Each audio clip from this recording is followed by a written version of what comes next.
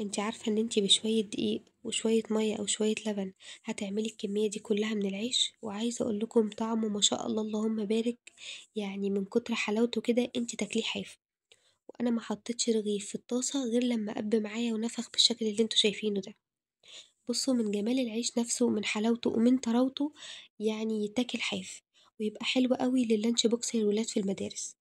يلا بينا نصلي على الرسول عليه أفضل الصلاة والسلام، وأهم حاجة ما تنسوش الصلاة على النبي في الكومنتات علشان كلنا ناخد الأجر والثواب. أول حاجة جبت بولة معايا وحطيت نص كوباية من اللبن عليها نص كوباية من المية. طبعا لو مش متوفر عندك اللبن ممكن تشتغلي بمية عادي. وبعد كده قمت حاطة عليها معلقة كبيرة من الخميرة الفورية زي ما انتوا ما شايفين، ومعلقتين كبار من السكر. دوبت كل ده مع بعضه كويس جدا وسبتها شوية.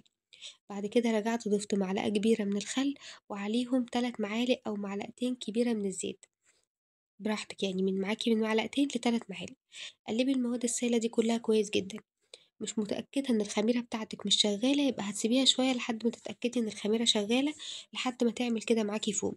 لكن انا متأكدة ان الخميرة بتاعتي كويسة. وبعد كده قمت ضايفة عليها 3 كوبايات من الدقيق المنخول، وتميت أعجن كده كويس جدا. عاوزة أقولكم إن مقدار الكوباية على ال3 كوبايات دقيق مظبوط جدا. بس احتاجت معايا اللي هو ايه، بقيت إن أنا بلي إيدي كده شوية، حسيت إن العجينة ناشفة. بقيت أبل كده إيدي شوية من المية وأعجن. يعني عملت الموضوع ده تقريبا 3 مرات. كده كانت العجينة مكتفية تماما. طبعا الدقيق اللي أنا بستخدمه غير اللي انتي بتستخدميه. ممكن معاكي يعوز كمان مثلا شوية من المية، أو حبة صغيرين من المية. بس ما تحطيش المية دفعة واحدة. وصلت للعجينة للمرحلة اللي انتوا شفتوها قبل كده دي، بعد كده قمت رشة بس ايدي رشة من الزيت. عاوزة اقول لكم المرحلة دي اول ما بتحطي حبة الزيت الصغيرين دول وتعجني بتلاقي ان العجينة نعمت معاكي تماما. هنا العجينة كانت خلاص ونعمت معايا تماما وبقى قوامها ما شاء الله، مش بتلزق في الايد خالص. غطيتها كده باي كيس عندي بس يكون نضيف، او اي استرتش عندك اللي هو استرتش راب لو موجود عندك، وتسيبيها تختمر في مكان دافي كده لحد ما تبقى بالشكل ده. عاوزة أقول لكم قوام العجينة ما شاء الله اللهم بارك ناعمة جدًا، وريحتها في منتهى الجمال. بدأت إن أنا أجيب صينية زي ما أنتم ما شايفين، ورشيت عليها رشة من الدقيق، وبدأت إن أنا أجيب العجينة بتاعتي وأكورها كور صغيرة. الكور دي يعني عايزة أقول لك أكبر من الليمونية الكبيرة بحاجات بسيطة. طب بالميزانة الكورة معاكي هتعمل في حدود 45 جرام. بدأت إن أنا أكوّر الكمية بتاعتي كده كلّها، وبعد ما كوّرتها يعني هي حاجة بسيطة كده في كَف إيدي زي ما أنتم شايفين، قُمت مغطية العجين. لازمًا العجين بعد كل تشكيل وتشكيل ترتاح في حدود يعني من 10 لربع ساعة، من 10 دقايق لربع ساعة. وأهم خطوة إن أنتِ لازمًا تكوني مغطية العجين في كل مرحلة، لازم تغطية العجين علشان الوش بتاعه ما يقشّفش معاكِ.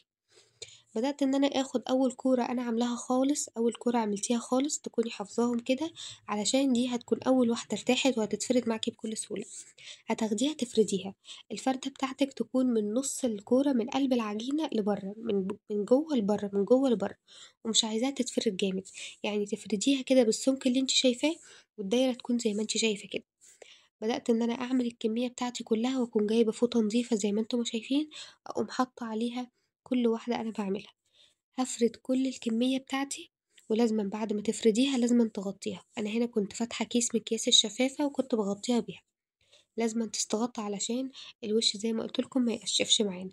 خلّصت الكمية بتاعتي كلّها وزي ما أنتم ما شايفين كده برضه سيبيها 10 دقايق بس ترتاح، 10 دقايق بس ترتاح مش أكتر من كده.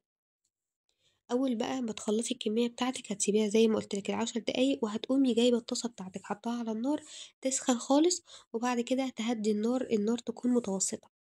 هتبتدي بأول واحدة أنتِ عملتيها خالص، يعني هتجيبي أول واحدة أنتِ فردتيها خالص وهتبتدي بيها. زي ما قُلت لِك خلّيكِ حافظاها، وأهم خطوة إن أنتِ تغطّي العجين بعد ما تخلّصيه. هتحطيها على النار زي ما أنتِ شايفة، أول ما تحطيها هتتمي تقلّبيها، يعني أول ما يتشمّع على الناحية دي هتقلّبيها على الناحية التانية. يتشمّع يعني هتقلبي الرغيف كده مبدئيًا أول حاجة 3، 4 مرات. الخطوة دي بتعمليها ليه؟ علشان الجزء اللي تحت بعد ما ينفخ والجزء اللي تحت واللي فوق يبقوا الاتنين بسمك واحد، ما تبقاش واحدة رقيقة خالص واحدة تخينة شوية. لأ، الخطوة دي بتخلّيها معاكِ، وكمان بتخلّيها معاكِ تنفخ بسرعة. ما شاء الله اللهم بارك زي ما أنتِ ما شايفة. أنا قُلت لكم أنا ما حطيتش رغيف في الطاسة ما شاء الله اللهم بارك غير لمّا قَب زي ما أنتم شايفين. الرغيف ما بياخدش حاجة، عارفة أنتِ لو حطيتِ طاستين في وش بعض هتخلّصي الكمية بتاعتِك في ثواني.